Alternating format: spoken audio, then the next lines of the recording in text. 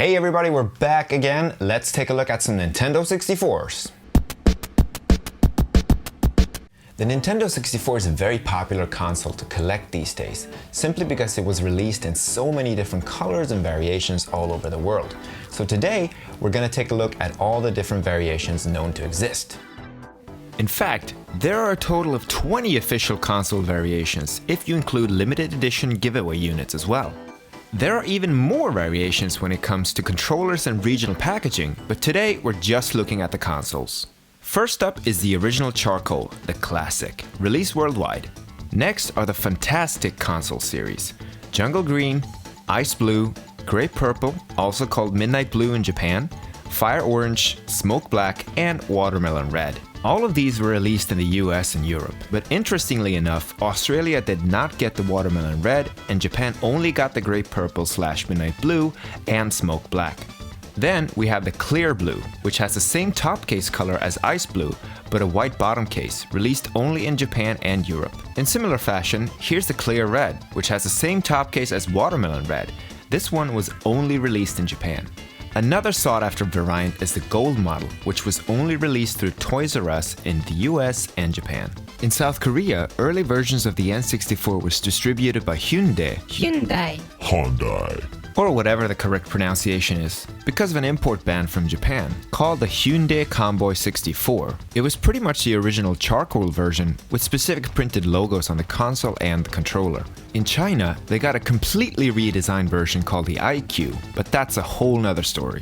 Back to Japan, another limited edition Japanese exclusive was the orange and black Daiei console. Daiei is a Japanese supermarket chain, and this variation was sold only in their stores. Same thing with this one. The Just Go N64 was only sold in Japanese Just Go general merchandise stores, nowadays rebranded to Eon. An even more exclusive Japanese variation is the ANA All Nippon Airways giveaway console that was randomly awarded to passengers on their flights for 3 months in 1999. The only difference from an original Charcoal N64 is a printed ANA logo on the expansion pack door. Next is perhaps the rarest variant of them all. In fact, it's so rare that there's barely any information about it, and there aren't even any clear photo proof for me to show you here. This Japanese exclusive Lawson / J-League console was won through lottery tickets in Lawson convenience stores. The console is a Charcoal one with the Japanese Soccer League J-League logo printed on it, as well as on the controller. Finally, we have the Pokemon variations, starting out with the Pokemon Battle Set console, or Pokemaniac as it was called in Australia.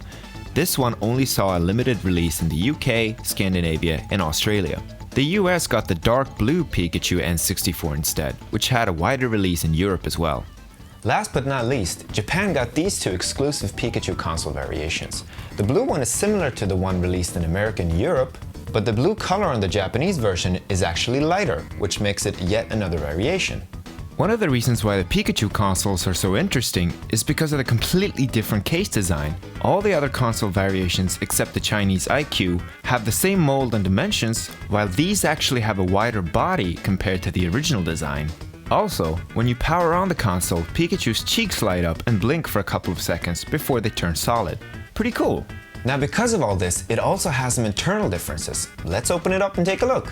So I've sped this up in order not to bore you to death, but opening it up, we can see that the motherboard inside the Pikachu N64 has the same design as any other N64, with the only difference being the solder-on power cable going to the LEDs in Pikachu's cheeks.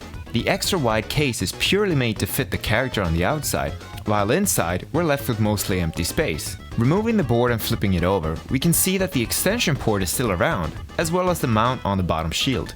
However, removing the bottom shield reveals that there is no door on the case for the port. This was probably a move made by Nintendo in order to cut design costs, since the only major accessory to the extension port was the poorly selling 64DD that was being discontinued anyway. And that's it for today. If you're interested in picking up a Japan exclusive console like these, be sure to hit us up at supergangu.com or send us a message at facebook.com/supergangu. If you liked this video, give it a thumbs up. If you hated it, give it a thumbs down. But as always, thanks for watching. See you next time.